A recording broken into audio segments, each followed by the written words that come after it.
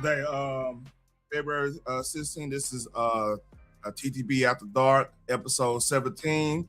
Got some stuff that just dropped. Real quick, this is, if y'all don't know, my name is Taryn the Black. Been doing this for over a year and a half or whatever, you know what I'm saying? And I do a little news here and there. But there's some news just dropped with Disney, man. I literally just walked in the door, clicked on X, and I saw this the first thing.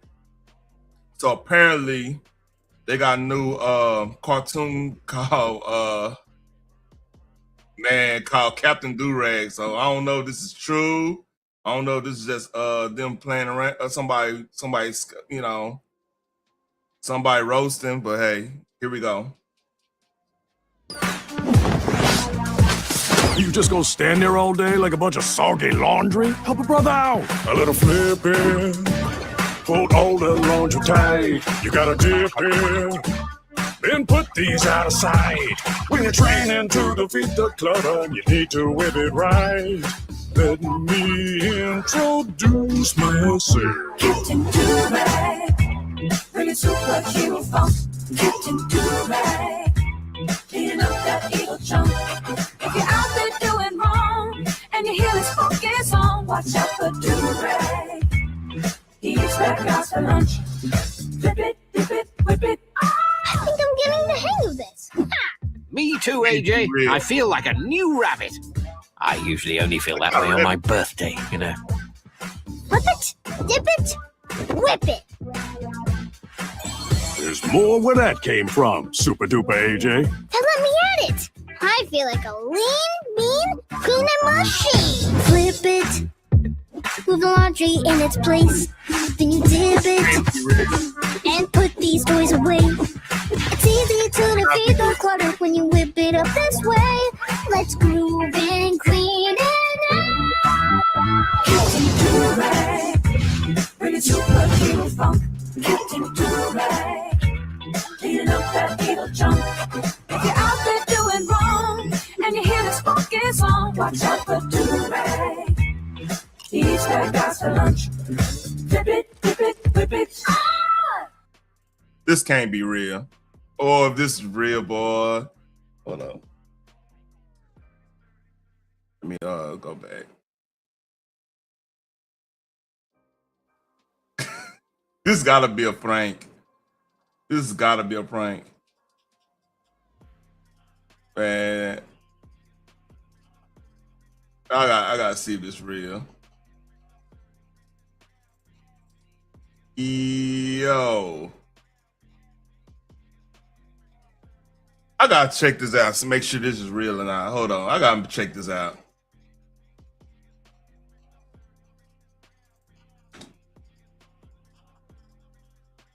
Oh shit! It's called Hey AJ. It's an episode off of Hey AJ. This is real. Oh shit! This is real. They got it. All right. This is hilarious. So this is off Hey AJ on Disney Junior. It's on episode 8 of Hey AJ. Let me see.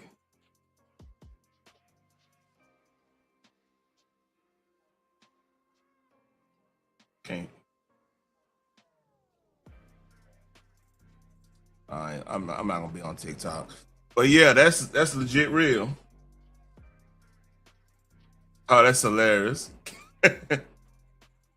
So let me repeat. A CB3, you ain't gonna believe this. This is actually. You just gonna stand there all day like a bunch of soggy laundry? Help a brother out. A little flipping. Hold all the laundry tight. You gotta dip in. Then put these out of sight. When you're training to defeat the. So this is not Captain Durag's show. This is actually off of Hey AJ. It's on Disney Junior. So yeah, it's kind of crazy having. But hey, look, I don't think on the bright side. With how Disney been getting down, at least he looked like he's straight. You know what I'm saying? He looked like he actually a masculine man. So salute to that. Let's praise the small things. Like usually they've been making us look look kind of crazy, you know what I'm saying? But Captain Durag is crazy. Yeah, Captain Durag. That's on Hey AJ. I gotta have to watch this episode, man, because my wife got Disney. I ain't really rocking with Disney Plus like that, although I did watch Wonder Man. Wonder Man was pretty good, actually, in my opinion, as in a good origin show. But yeah, Captain Durag is crazy. Yeah, that's insane. That is insane, man. But yeah, that actually exists. This is a real episode on a real show. Hey AJ, episode 8. So yeah. I don't know what to really think about. It's hilarious, but I'm not mad about it because knowing knowing Disney, they would have made. I mean, shit, Disney 2 years ago, shit, he would have had a Rambo do-rag on. His name been Twan or some shit. No offense to any Twans. But yeah. All right, gotta get the Jordan news. This is crazy. So if y'all don't know, let me do this.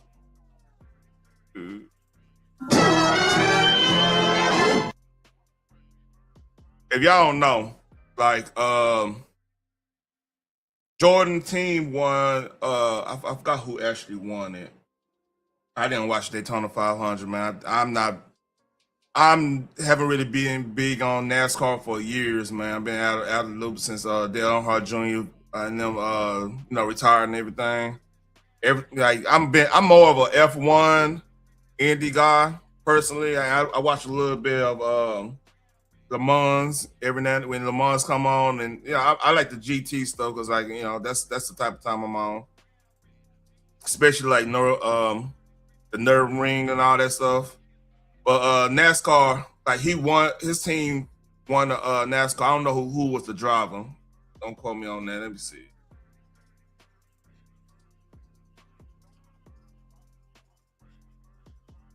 All right. So this drop and people trying to cancel my MJ.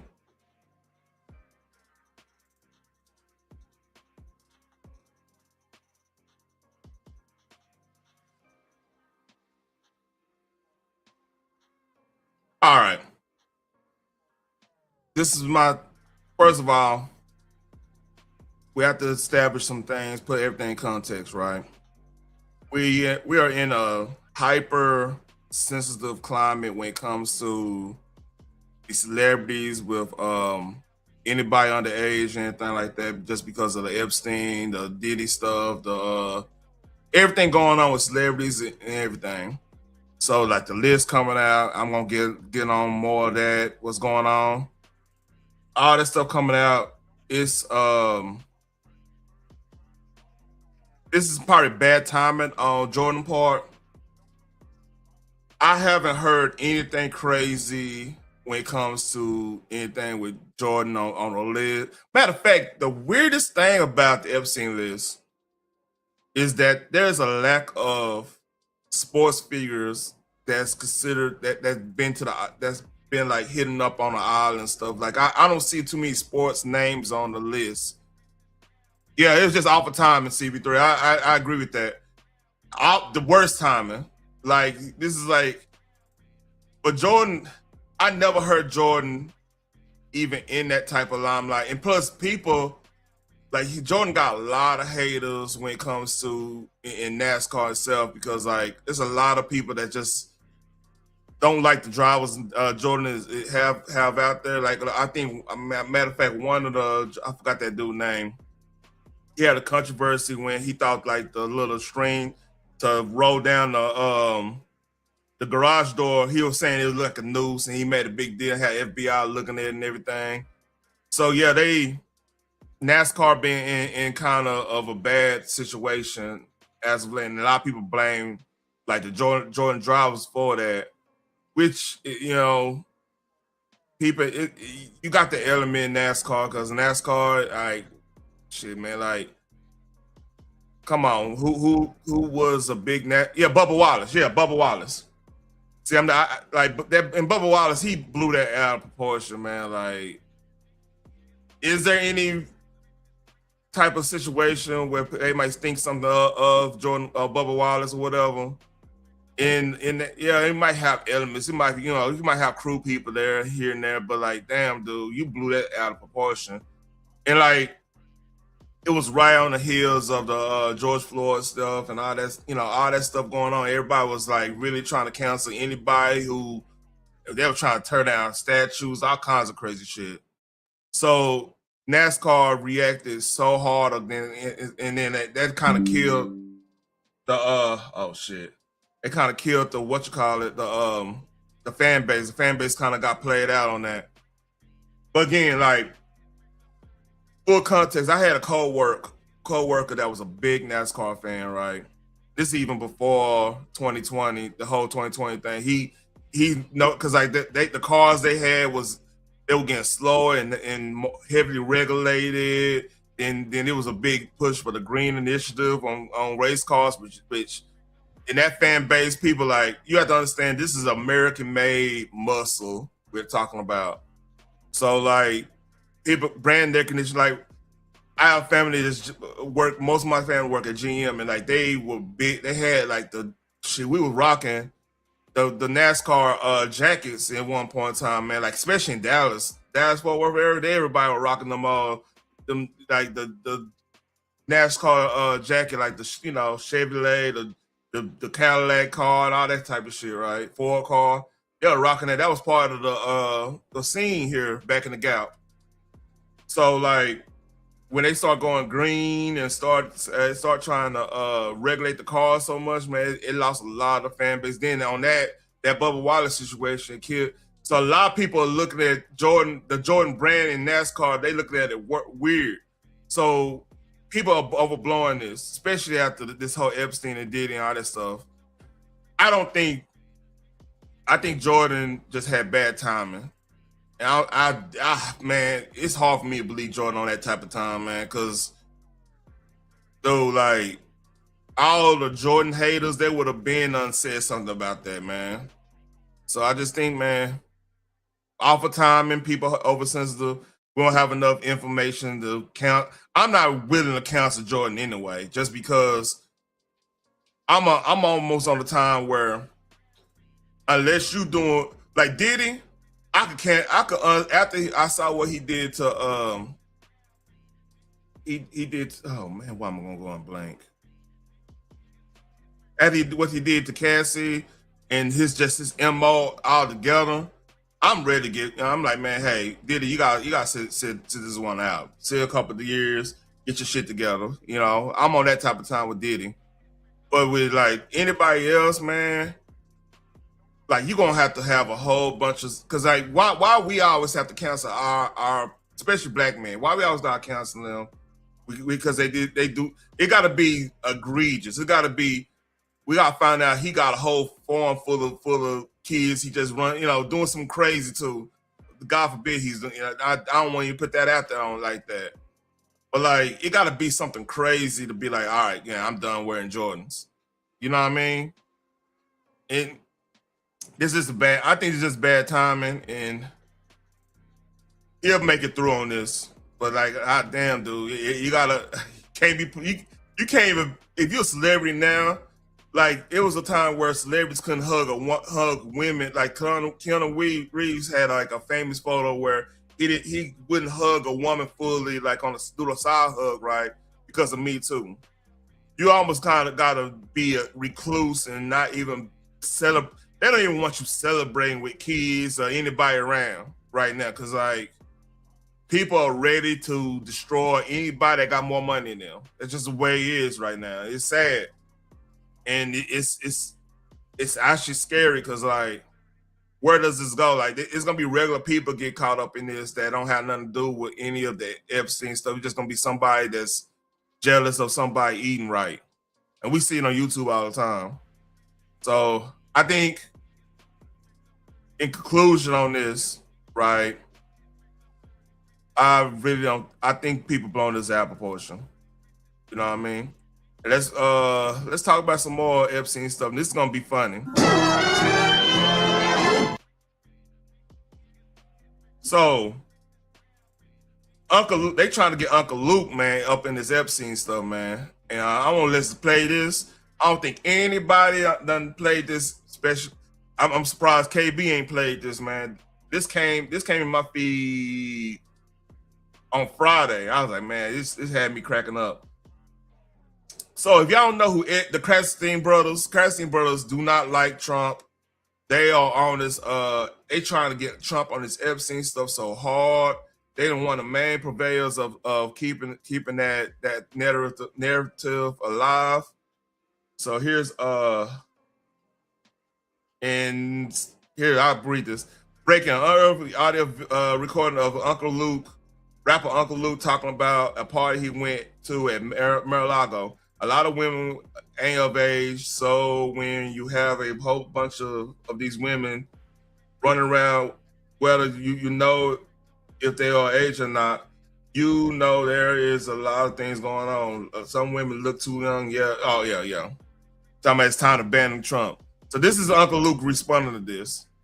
Let me get into this Luke going to Trump party controversy that all of a sudden hit the wire today. Before I get into the rest of the show, this Uncle Luke going to Donald Trump and seeing drugs and seeing people underage and all that and everything. Number one, let me just say this. I voted for Kamala Harris. I supported Kamala Harris. Bullets. I'm a Democrat. That's number two. Number three, I don't lie on people at all. I don't lie, period. When I went to Donald Trump, when Donald Trump invited me, Mike Tyson, along with Eddie Murphy, we rode up there. Trump invited us. Donald Trump was a Democrat at the time. To be honest with you, I didn't even know what his party affiliation was. I just knew that Donald Trump had nice, cool parties. And to be invited to a billionaire house in West Palm Beach, Mar-a-Lago, which was a cool thing. He hung out with all the other rapper executives and all the other black executives, did fights. He had a USFL football team and all that cool thing. So the man was also mentioned in maybe 1,500 rap records where every rapper from New York glorified him. You see what I'm saying? This was Trump. You hang out with Trump, was a cool dude. Trump always had beautiful people hanging around him. Did I see anybody taking drugs? No, I did not see anybody taking drugs. Did I see underage girls running around? No, I did not see underage girls running around. That man ain't did nothing but be a host, just like any other host. Okay? I don't like what the fuck he got going on in America right now today, but am I gonna sit up here and lie about what the fuck was going on over there? Two Live Crew rap star from the early 1990s, Uncle Luke. He talks about going to a Mar-a-Lago party. He left right away. He thought he was going to get extorted because the girls all looked underage, or a lot of them looked so young, he said, that he had to get the hell out of there, because, using his words, because he didn't want anything to do with what he was seeing there. He said that that there was sex and underage girls, and this is what he observed, and he wanted to get the hell out of there. Yeah. See, the problem with the left today, and probably a lot of people in this Epstein thing, using this Epstein as thing just for fucking trying to destroy people, man. And like Uncle Luke don't have no reason. He didn't support Trump. He don't support Trump right now. You know what I mean? If he's coming out and say, hey man, they didn't go down like y'all saying it went down. Y'all lying on my name, y'all lying, I'm not gonna separate a lie like that. If he's saying that, that's a telltale sign. Ain't nothing like that going down, right? Like they trying to put it.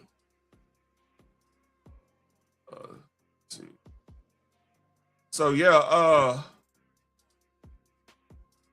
man. Like shout out to Luke, man. I mean, Luke didn't have to do that. Luke could have jumped on a little party and make it look like shit. He was on that type of time.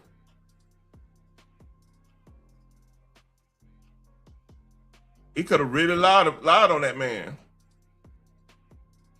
He chose not to, man. Like that took some balls right there. Pause. I ain't gonna read on that type of time, but you know. I'm trying to find, it's another story I'm trying to find.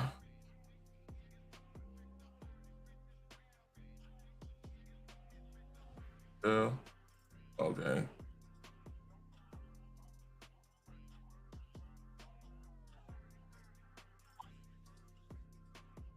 All right. Got some more stuff. So this is some more Epstein stuff. Let's see. Shout out to Promethean Action, man. Hey, follow this lady. This lady be on it. For real.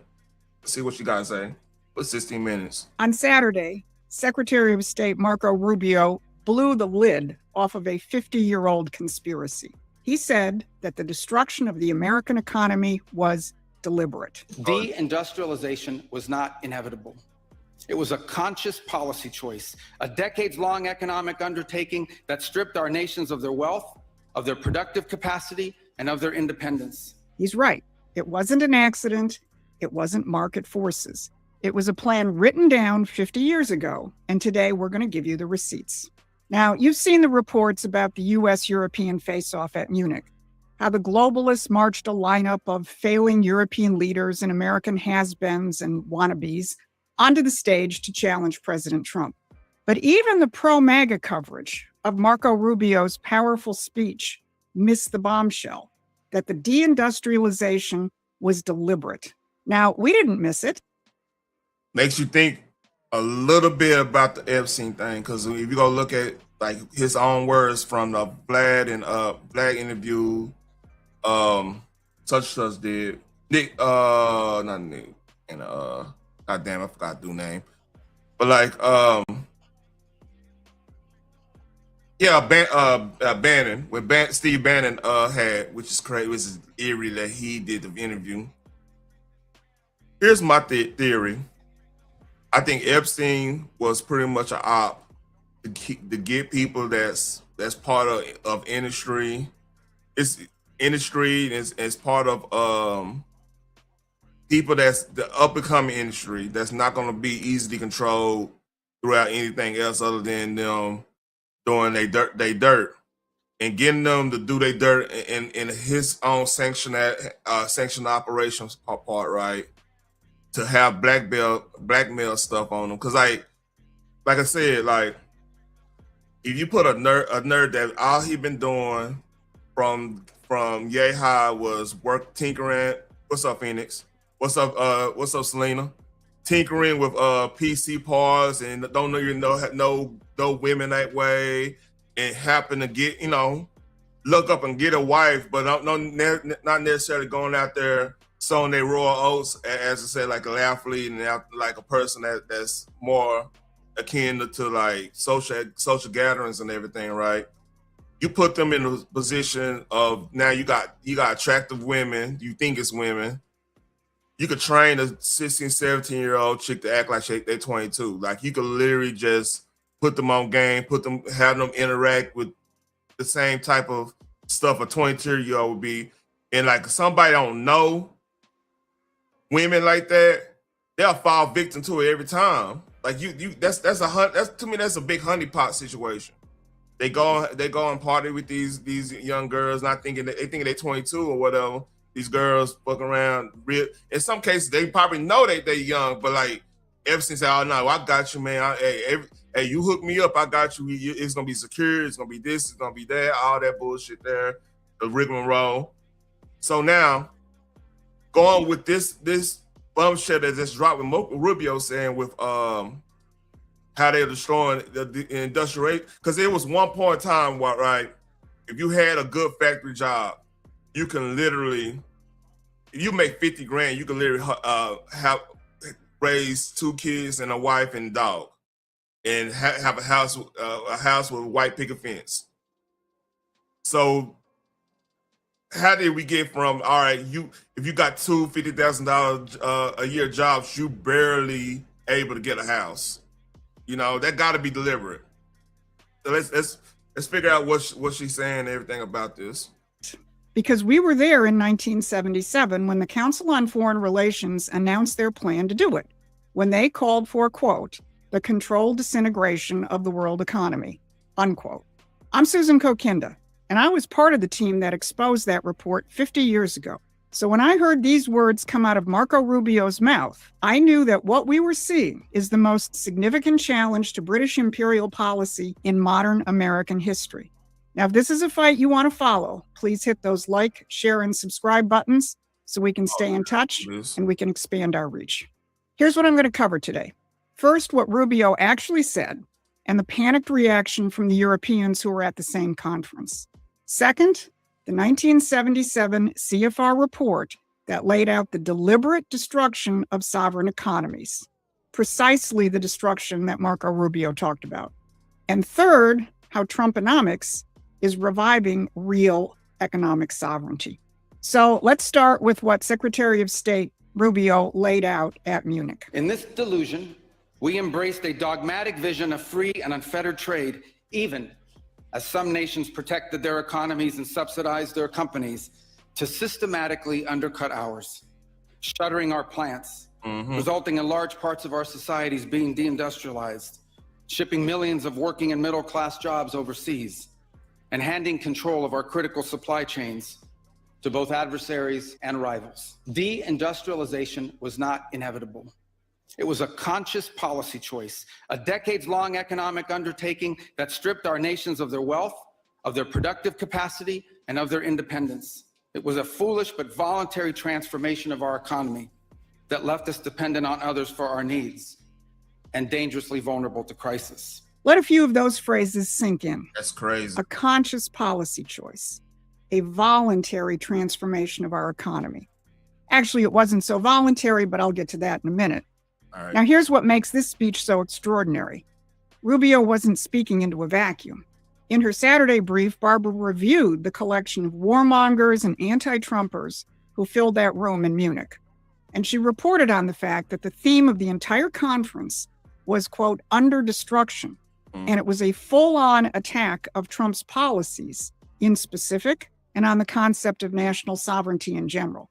But lurking between the lines of the conference report and speeches is this reality. The globalists are no longer in control of the current world dynamic. The conference report says that economic uncertainty is nearly 3 times higher than it was during the 2008. So translate, economic uncertainty means they're not in control. That's whenever any mass media somebody said economic uncertainty, that means they can't control what's actually going on. Like they can't make no report to just raise the oil prices because like we pumping oil, so it's gonna be hard to do that. They're gonna have to do drastic steps to actually get control again. So we have to watch out for that. That's what that's could translate as. Financial crisis. Why? We don't have banks crashing like in 2008, at least not yet. That economic uncertainty comes from the fact that Donald Trump and his team have declared that the 50-year-old post-industrial model is over. Now, reflecting the recognition that the jig is up, European Central Bank head Christine Lagarde titled her speech, Preparing for Geoeconomic Fragmentation. And in it, she... All right, before we get to that, here's the thing y'all gotta understand about Europe. Like, we had a migrant crisis pretty much in the last like 2020 to 2024. They've been having one since 2016, right? And the people they let in is out birthing them like 2 to 1 or something, 2 to 4 to 1 or something crazy. So the Europe we know as your basic Europe is not going to be the same by 2030. So when Trump doing a lot of this stuff economically and putting these tariffs out, it's it's one of them pre attacks to what's going to end up taking control of that political apparatus in the 2030s, 2040s, and on. So that's just, that's basically why he's doing like the terrorists and everything like that, like to make an understanding. you have to look at what's going on with why allies, what we have right now, what's happening. Like when it comes, like I did on Nerds, talk about like how Australia and Great Britain doing a lot of little censorship movements and everything like that. That's for a reason, because they know they don't have control, because they about to lose control over like the political power of that country, and they want to keep people in the dark as long as possible, just because of the influx of people. The birth rate is crazy. I mean, it's a whole bunch of things. Like, it's a reason why it's a big push for like the gender wars and stuff like that. They want black men and black women don't get along, and they want other races not to get along when it comes to like the gender balance and everything. It's a reason for that, because as long as we are dividing stuff, like they could keep on doing what they're doing when it comes to the migrant stuff and everything like that. Because like you're a household, yeah, you're gonna be thinking about protecting the household. It goes all across the board. Like this is not what I'm talking about. Is not like necessarily just one aspect of the world. It's all over the world. This is why they're saying geoeconomic fragmentation. Warned that a more assertive industrial policy is causing a rise in geopolitical tension and more frequent financial market stress. Now, translated, that means we have to now live in a world that is being reshaped by an assertive American industrial policy, and we who represent the global financier elite are no longer controlling the table. Lagarde signaled that new reality when she warned about the fragility of the European financial system. She said, we must avoid a situation where that stress triggers fire sales of euro-denominated securities in global funding markets, which could hamper the transmission of our monetary policy. Fire sales of euro-denominated securities. Is somebody getting a little nervous? Then she said that the European Central Bank will be expanding its repo facility to bail out bad euro-denominated securities. Why? Because for decades, the Federal Reserve had backstopped European financial markets. Yep. That's over, and the U.S. is no longer the lender of last resort for the gambling casino run by the City of London. Now, here's a good reason for you to subscribe to Promethean Action's free newsletter.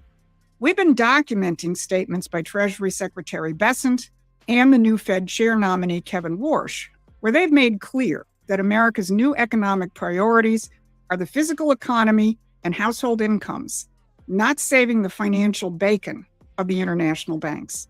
So head on over to our website. The link is in the description. But the fragility of European financial markets is just part of the picture. The real story is that Europe is destroying itself physically. A few days before Munich, the Prime Minister of Belgium delivered a stark message to the European Industry Summit in Antwerp. Over the past 4 years, announced closures in the European chemical industry increased sixfold, representing a loss of almost 10% of the European chemical production capacity. In countries like ours, Germany, the Netherlands, and France, the situation is simply dramatic.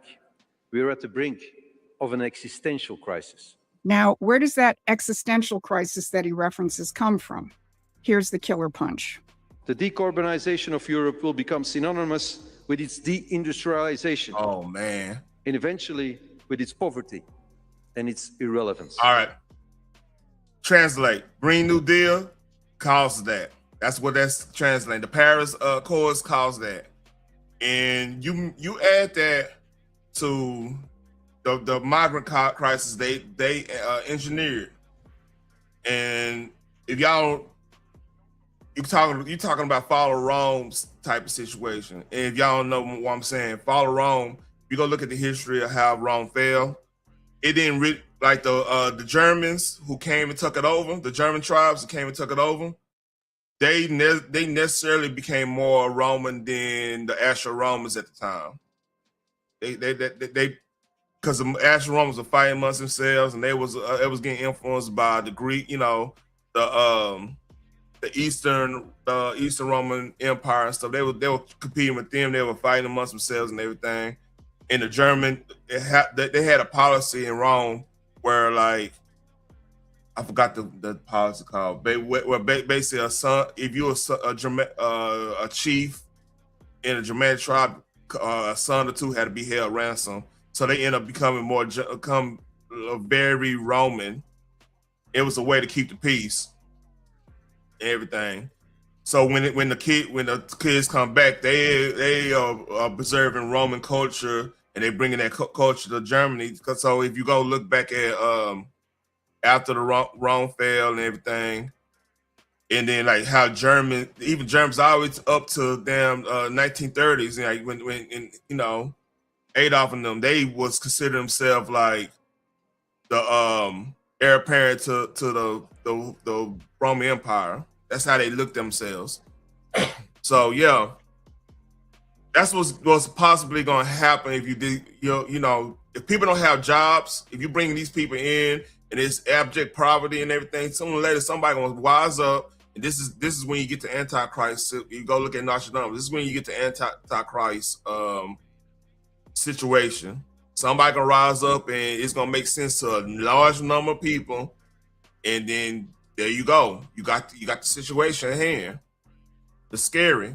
It's a scary situation right here. There's that word again, deindustrialization. The Belgian Prime Minister is saying the same thing that Marco Rubio said at Munich and that Commerce Secretary Howard Lutnick said at Davos. The globalist system of free trade and green insanity is a failure, and it has gutted the industrial base of the nations that succumb to it. Now, Rubio called it a conscious policy choice. That's the polite version. In 1977, the Council on Foreign Relations spelled it out in much blunter terms. They called it controlled disintegration. Mm-hmm. And when you hear what they wrote, you'll understand that everything happening in Europe right now and what was happening in the United States was the intended outcome. Now, before we get into the So you have to understand too, in 1977, that might be the weakest point America was since the founding, right? And the reason I'm saying that, you had Carter in there, you had the Malays, you had that. Honestly, I mean, that's how you had the embargoes happening. You had a lot of stuff like Project Paperclip was exposed. There was a whole bunch of things getting exposed at that time. You had spies everywhere in our CIA and FBI and stuff. It was a lot of stuff going on during that time. So, and that's when I think the Soviets was doing a lot of they were doing a lot of different type of espionage where you had like the whole frog in the boiling water approach to our country, because they know, like, compared to 1917 Russia with the Tsar and stuff, it was harder to convert people that's happy into communism. You have to have control.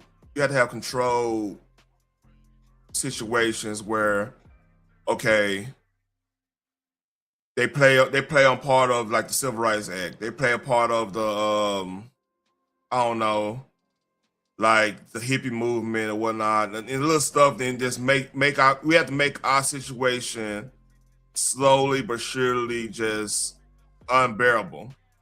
And that was the way they could get us to convert ourselves. Because it's not like if we have a king and like half of us don't have, like majority of us don't have rights unless you're a part of the nobility class and everything, and that varies, and you at the all the oaths you gotta take and all this stuff, you can't really be your own man type shit. That's easier for a communist to go and subvert that. But it's harder when, okay, we could be political, but we could go and still make our money here and be happy, be relatively happy. Even with the civil rights situation, right? In some places, like Black people was eating, even when we weren't supposed to be eating. Like we were eating, making money, having land, doing well, being self-sustaining and everything, even during the heart of Jim Crow. So like a lot of people was like, yeah, it's cool, y'all doing, but like, hey, we eating right here, we good. We just don't want to be best where we had to go to a certain town or this and that. It was just one of those, hey, if you could eliminate the situation when it comes to like just getting treated fucked up if we part of, like, for example, like the whole like you're a football player and you going to the combine. I forgot that story with the Syracuse. I forgot that dude, he died of cancer. I forgot his name. But yeah, we want to leave. And a lot of that, the segregation part, the whole color only water fan stuff, and a lot of that got challenged through the business community. People don't know that. Like the business community was like, hey, I don't have to do this up north. Why am I doing this down here? I'm spending too much money appearing to these laws. So they was challenging stuff way more than just your average Joe. Cause like your average Joe, if you grew up in it, you're gonna be like, all right, well, I just know not to rock with them. They don't want me here. You know what I'm saying? Until it became untenable. And like, your Selmas and stuff like that, and Rosa Parks and everything. But yeah, a lot of this stuff just been placed here because it was a game plan from the Soviets. Because everybody was fighting they were fighting the Cold War their way. We were fighting the Cold War our way. We were outproducing them and better producing them. It's better. And they just did the infiltrate way like we see today. 1977 report itself. Let me give you a little historical refresher, especially for those of you who might be new to this channel. After the assassination of William McKinley, the last American system president at the turn of the 20th century, the British Empire launched a project to return the United States to the imperial fold. Part of that project was the founding of the CFR in 1922 as the American arm of the British Round Table. But despite decades of subversion, the United States hung on to some semblance of economic sovereignty and industrial development until the 1970s. That's when the CFR launched their 1980s project, which produced a series of blueprints for destroying modern industrial society. Yep. One of them was entitled Alternatives to Monetary Disorder, and it let it all hang out. Here's what it said. A degree of controlled disintegration in the world economy is a legitimate objective for the 1980s, and may be the most realistic one for a moderate international economic order.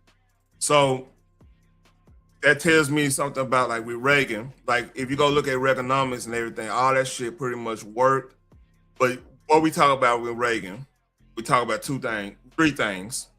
Your libertarians gonna bring up your libertarian, probably your red pill cat will talk about no fault divorces, which wasn't necessarily a bad thing. In the 1986, I think Brady Bill, I think that's Brady Bill when it comes to the Second Amendment to guns and stuff. Like, those are two things but like in the black community, everybody blame Reagan for bringing crack in the thing. So what that was designed to do, because you have to understand, like, with administrations, especially when you deal with like you're dealing with strange geopolitical situations, you're gonna have people go rogue and do things. You're gonna have people and then with all the economic progress that happened on that time, which actually helped out Clinton, Bush Senior and Clinton, like all that stuff happened. Only thing we're gonna remember about Reagan was the crack epidemic when it comes to the black community, and that's all by design. So it's they always gotta like I said, to destroy the world economics. They need us to be of edge. We gotta always be always thinking about race, always thinking about gender, always thinking about, it's all part of that play, you know what I mean? So we don't actually see what's going on, how to really make, survive in this situation. It's all play, man. Let that sink in.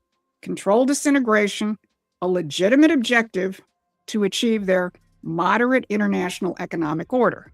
Now, when you hear the words moderate international economic order, translate that into the current terms of rules-based order and liberal free trade system, which the Davos and the Munich crowd are trying to save. And the CFR knew exactly what tradition they were dismantling. They cited Alexander Hamilton by name. Yep. Here's how the CFR described the ideas which oppose their system. They were eloquently addressed by Hamilton in his Report on Manufactures of 1790, in which he expressed the opposition of American nationalists to their country's assuming the role of a raw materials exporter to Britain. Nationalists feared and opposed two aspects of this role: the tying of American economic development to the British economy and the growing dependence on Britain for goods vital to national defense. Beat them in a war. Why would Let that sink in. Yeah. The British. So you just beat them in a war. You want to be, but you got people that's making materials, want to keep getting stuff from the British Empire. That doesn't make sense. Like at that time, the British was a key enemy for the longest. Empire has always known that its mortal enemy is the American system. And back in 1977, they called for the controlled disintegration of the world economy to stop it. Now, the mainstream will tell you this is a conspiracy theory, but here it is in black and white, and it's what you have been living through for the last 50 years. And that is what Secretary of State Rubio called out at Munich when he said deindustrialization was a conscious decision. It's why we lost manufacturing in our middle and our working class, and we hollowed out our economy and our society. Right. Europe is still doing it, but the Trump administration has rejected those policies. And by the way, that's why most of us voted for him. So what do these new policies look like in practice? Has President Trump just cobbled together a series of ad hoc policies to try to staunch the economic bleeding? Or do we actually have an administration which knows what the real fight is? Well, look at Trade Ambassador Greer's speech at Davos, entitled "The Hamiltonian Economic System That Too Many Have Forgotten." This is the first time since the CFR declared war on the Hamiltonian system that a high-ranking administration official has defended it. Treasury Secretary Scott Bessent summarized administration policy with this statement: "Economic security is national security. A country does not have sovereignty if we don't have control of our critical minerals, our steel production, and our industrial base." And to add that goes into play on getting rid of Maduro like they did and going after Greenland, because like you want to, Trump plan is to get control of anything vital to making our making our system work. Because here's the thing, like Maduro was playing both sides. Well, he was playing a lot of sides. Like the Europeans was really making a lot of money. Like if you want to keep all these migrants in the situation they in, keeping them in poverty and everything, Maduro's cocaine, like the cocaine distribution from there, that's the easiest way to keep a lot of people downtrodden. Because like you own that, you less likely gonna get a job, you less likely gonna be productive member of society. Then they can manipulate and control that population, through they're all about human control if you get down to it. There you go. In other words, the end of controlled disintegration. And everything this administration is doing, from tariffs to government support for critical sectors of the economy to bringing $17 trillion in investment into the United States, is the American system in action. Now, here is a remarkable example of how this works. Yesterday, Energy Secretary Chris Wright spoke at a press conference with officials from Valor Atomics. One of President Trump's boldest proclamations was that this is America. We can build things, we can innovate, we can do things in this country. And in fact, he set out a very bold goal. This is just 12 months ago. He said by the 250th anniversary of our Declaration of Independence, meaning July 4 of this year, we're going to have multiple nuclear reactors critical. People thought that was crazy. 15 months away.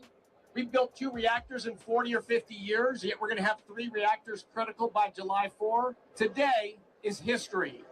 A multi-megawatt next-generation nuclear power plant is loaded in the C-17 behind us.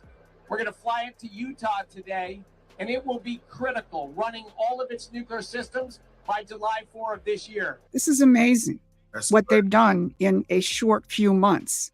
This is the American system, the partnership of the federal government and private industry to get the job done. And it's not just industry. This administration is going directly after the financial oligarchy, which profited from 50 years of controlled disintegration. This week, White House advisor Peter Navarro went on national television and called Jamie Dimon, the CEO of the biggest bank, JP Morgan in America, an SOB.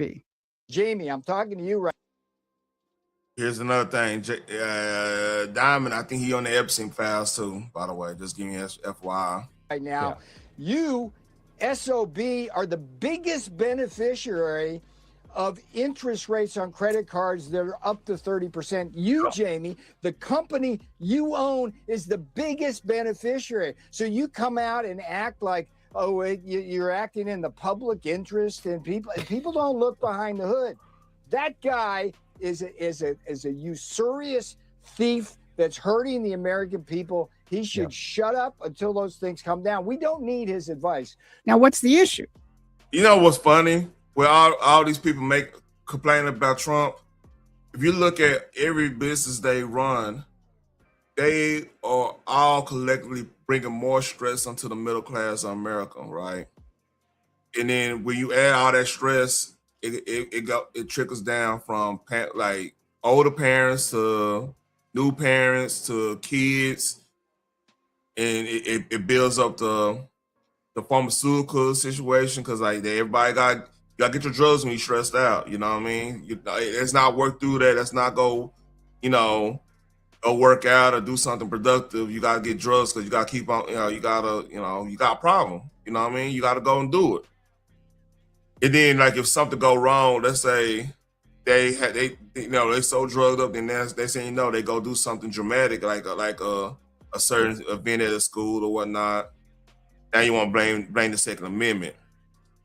So it's almost like they're the biggest people contributing to the stress of the American people. But then they crying because now you got somebody in there that's trying to take away, trying to get things back in order. Because like if you notice, you didn't hear about school shootings prior to 1977.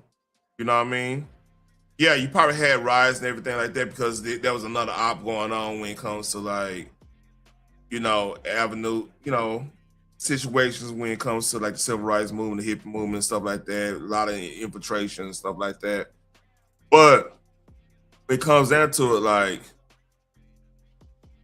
even this has been an ongoing thing. Like you didn't have school shootings like that.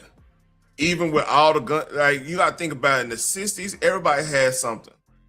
Like legit, like you could have a gun rack in your truck, go to school, and nobody think nothing of it because like you probably gonna go hunt after that. But I mean, even as early as like even the 90s, like you still had that in some places or whatever. Like it done got so bad, and this is part of the destruction of the middle class, destruction of our economy that pushes that stress level so up, pushed on all fronts and everything, right?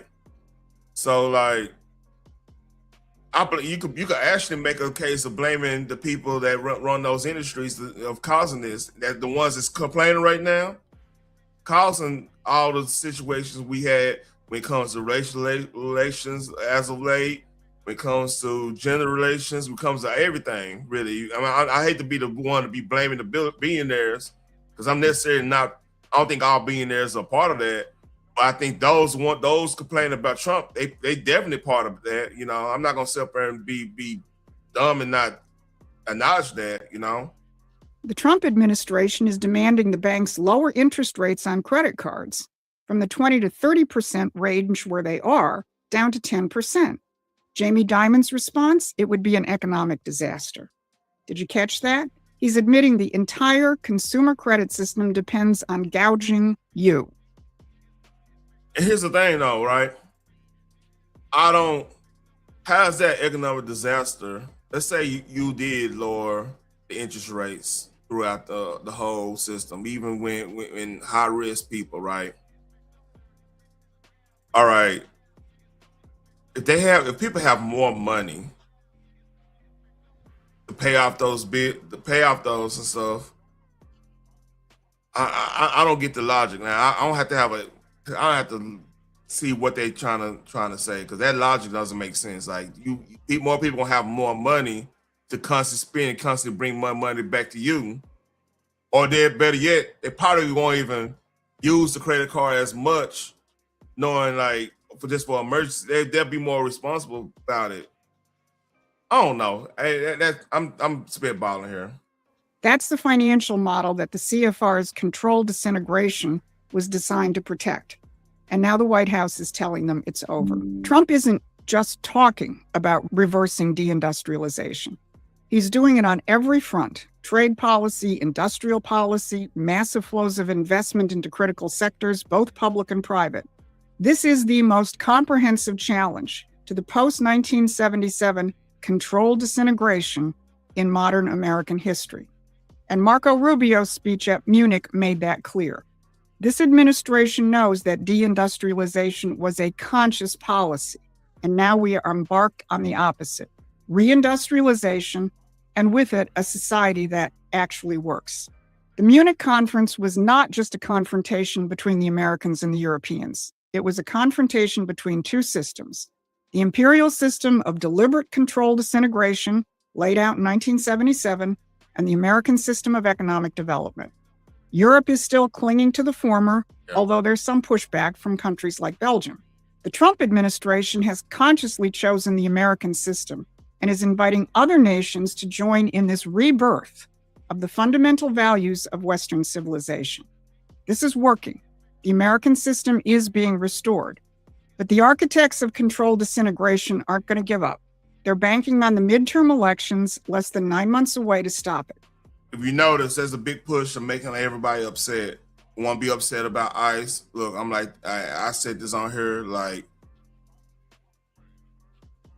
if people out here scamming, get them up out of here. People out here breaking the law, especially when they here illegally anyway, get them up out of here.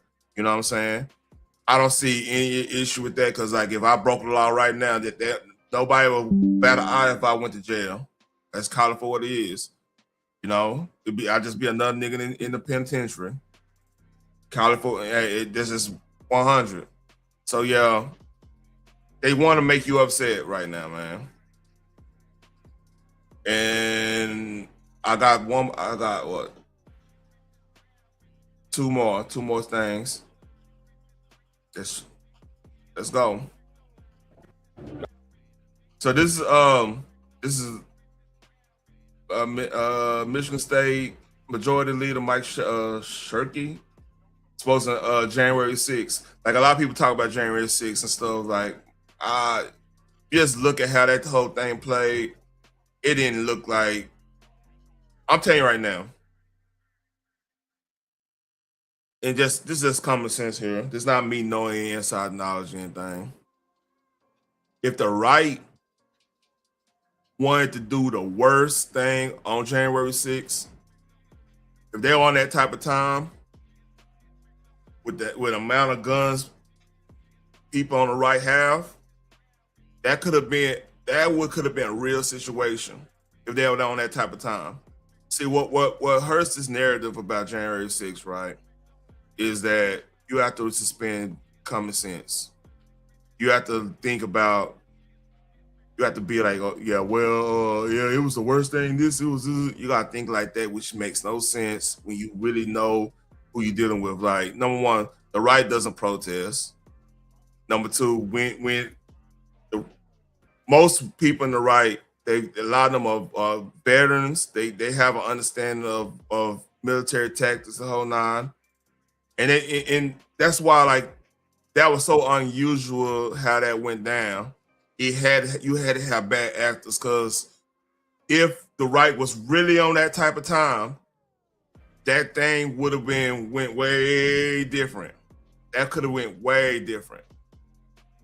And the thing is, when you have people, you got infiltrators in like movements, you have to watch out joining movements and everything, man. Cause like you have infiltrators. Like matter of fact, speaking of that, if you go look at how January 6th went down, right? Some people got let in, some people was doing extra stuff. It was a whole bunch of stuff going on.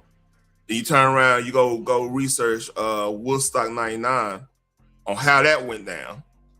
Like, and look at the George, like some of the riots, how they were starting the riots and the George Floyd thing and Ferguson and all this stuff. It's a scripted way they doing things, how they agitate people. They usually busting people in. Like even up there in Minnesota, right? I ain't gonna say right now because I think they pretty settled down now. I don't know. I haven't really seen a lot about that. They probably, police is actually doing their job up there now.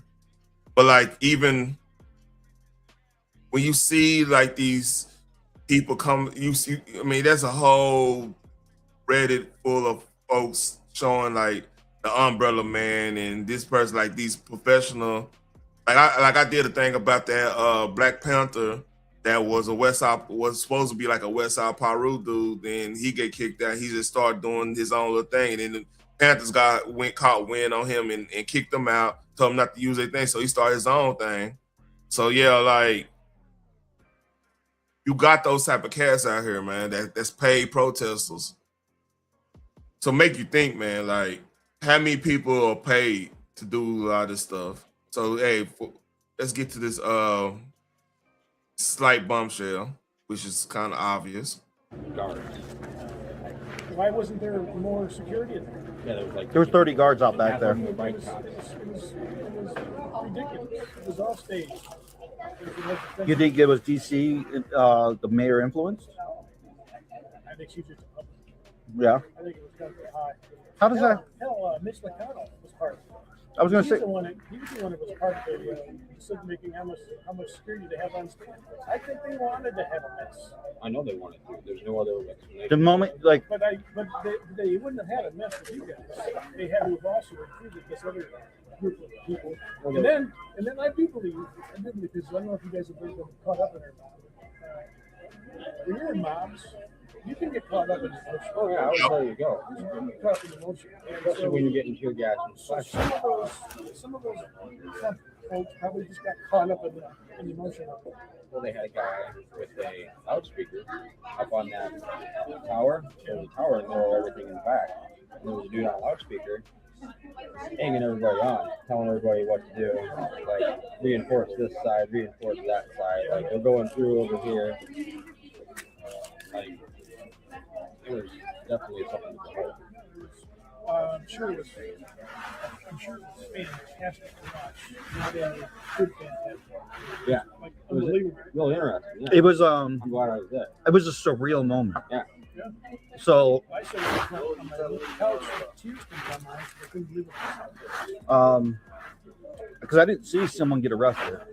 I didn't see anybody punch a cop. I didn't see a cop punch a person. I want somebody to tell me why that guy shot that woman. Exactly. I want an answer.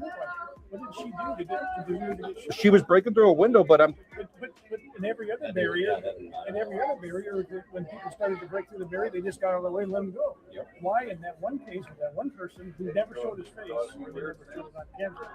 also there was a lot of people behind her. How reckless is it to shoot? Yeah, and I would hope It was a She was hot. Yeah, like I said, then they showed a whole bunch of had like a 5-hour video they showed unredacted of how like the police were letting a lot of people in and everything. That whole January 6th thing was weird.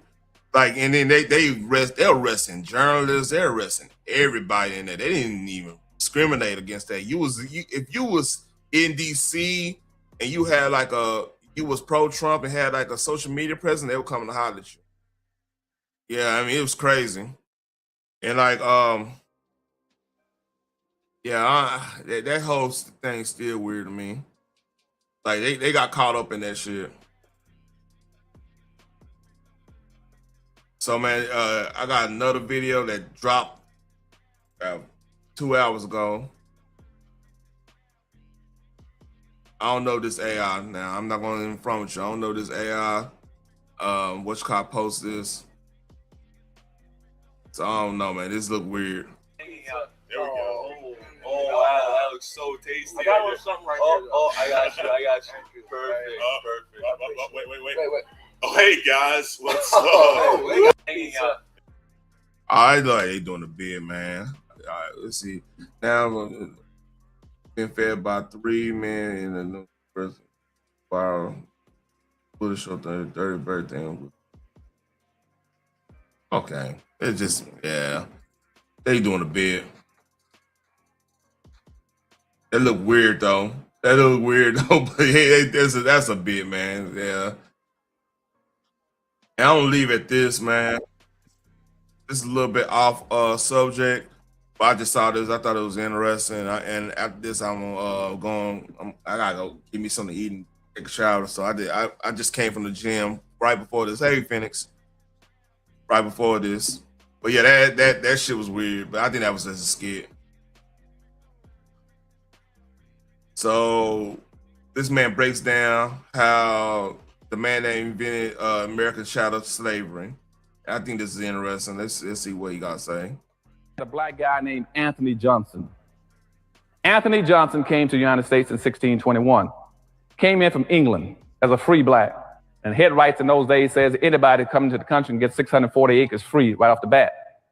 Then plus you can get another 500 to 600 acres for every slave that you own. He immediately went and had 13 blacks. So within a few years, about 15 years, he was one of the richest blacks in the colonies. Now, going up to 1638, he had all kinds of land and a whole bunch of slaves, getting close to about 70, 80 slaves now. And a white guy went over to one of his plantations, and one of the black slaves there, named John Castor, says, why am I a slave here with this guy? He says he owns me for life.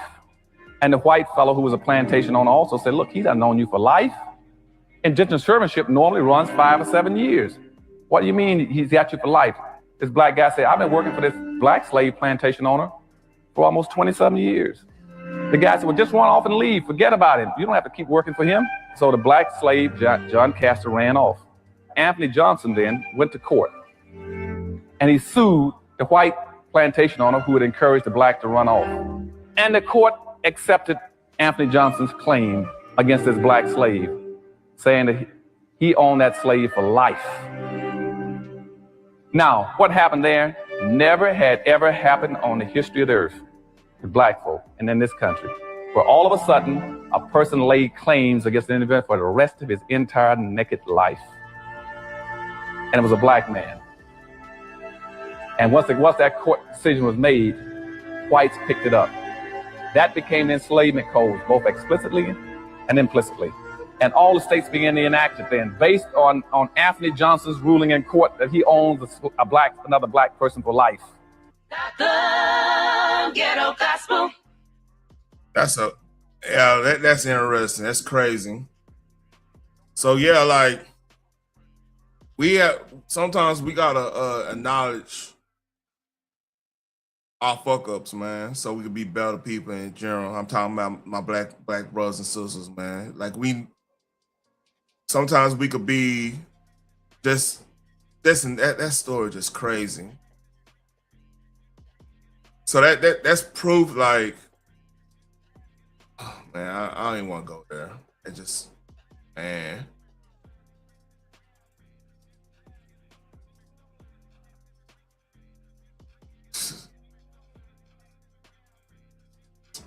I don't know, man. That hit different.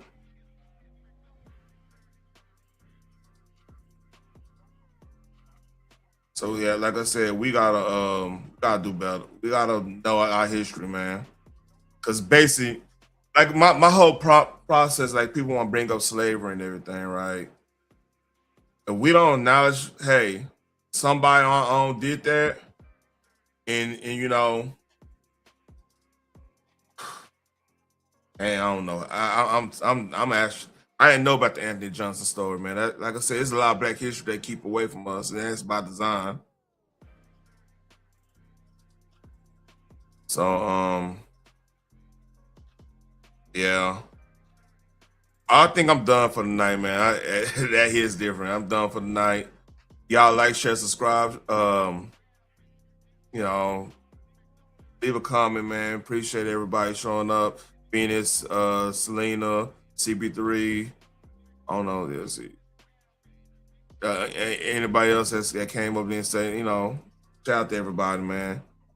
Y'all take care. Peace.